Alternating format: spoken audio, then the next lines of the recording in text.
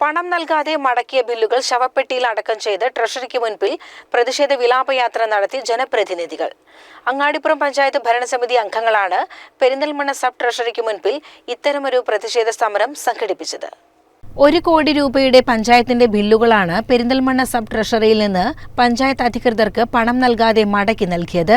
March 22 നൽകിയ ബില്ലുകളടക്കം പാസാക്കി നൽകാതെ, ടോക്കൺ പോലും നൽകാതെ, ക്യൂ ബില്ലുകളുടെ ലിസ്റ്റിൽ പെടുത്താതെ ബില്ലുകളെല്ലാം പൂർണ്ണമായും തിരിച്ചു നൽകുകയാണ് ചെയ്തിരിക്കുന്നത്.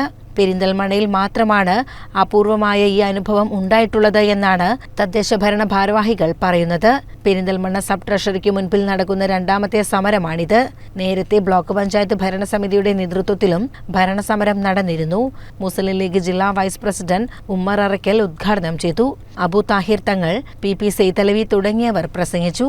Angadipuram panchayat president KP Sayeeda, vice president Shabeer Karumukkil എന്നിവരുടെ നേതൃത്വത്തിലാണ് ബില്ലുകളടക്കം ചെയ്ത ശവമഞ്ചവുമായി പ്രതിഷേധ വിലാപയാത്ര നടത്തിയത്. CCN പെരിന്തൽമണ്ണ.